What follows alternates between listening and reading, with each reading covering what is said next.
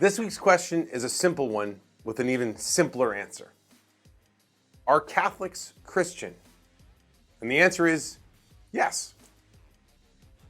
Thanks so much for taking the time to watch this video. If you have any suggestions, any topics I might address in a future video, this is a much deeper, richer question. Because if you search up the question on YouTube, are Catholics Christians, you'll find a whole series of answers from what I believe are well-meaning pastors from other Christian churches who actually say, no, we aren't. So let's start with the word Christian. What is a Christian? Well, the word Christian comes from a Greek word called Christianos, which literally means a follower of Christ.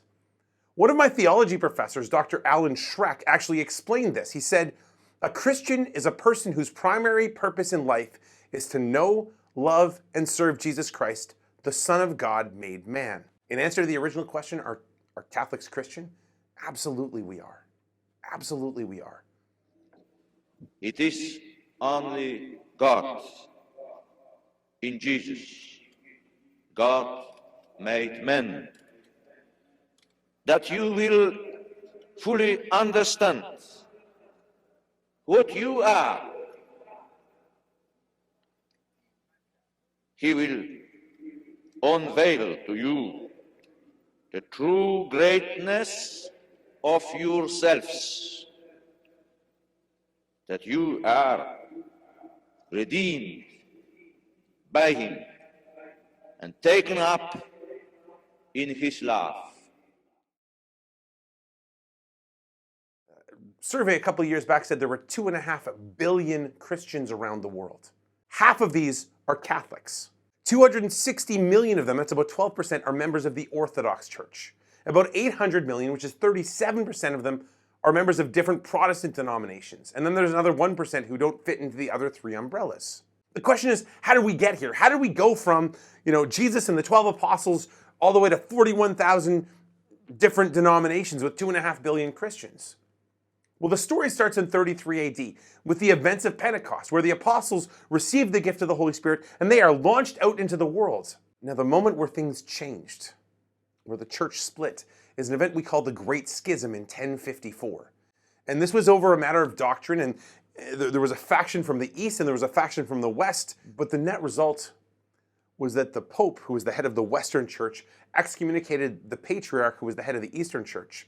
And the head of the Eastern Church, this Patriarch of Constantinople, he excommunicates the Pope. And you end up with these two Christian denominations, the Catholics and the Orthodox. 5 centuries later, the church splintered again during the time of the Reformation. And the cause of this were many. There was kind of the theological focus was on some of the wrong things, questions nobody was asking. The concerns of the church were often more about temporal things than spiritual things. And so a council was called in 1517, the Lateran Council, and it didn't really address these questions properly. And this led to the pushback of a Catholic monk named Martin Luther, who nailed what's called his 95 Theses to the door of his parish. In 1520, he was excommunicated from the church, and the Protestant Reformation followed. At the same time in England, there was some politics around the king and divorce, and in 1534, the Anglican split. And this kind of snowballed from there. And what we've ended up with over the last 5 centuries, well, you had the Catholic Church, you had the Orthodox Church that came from the split in 1054, you have all these Protestant churches that came from this split in the 1500s. And though we have differences in doctrine, what we all have in common is this desire to love, serve, and follow Jesus. There's lots of resources you could look at. If you're someone trying to see how to make sense of these differences, I'd point towards books like Rome Sweet Home by Dr. Scott Hahn, or Catholic and Christian by Dr. Schreck, where they dive into explaining some of these things that make us different. But keep in mind, no matter what makes us different, what makes us all the same is this common love we have for Jesus. To all of you I offer peace and joy of Jesus Christ, of Jesus Christ. You are redeemed by Him and taken up in His love, in His love. If the Son frees you, you'll be free indeed. He's the way, the truth, and the life indeed. If the Son frees you, you'll be free indeed. He's the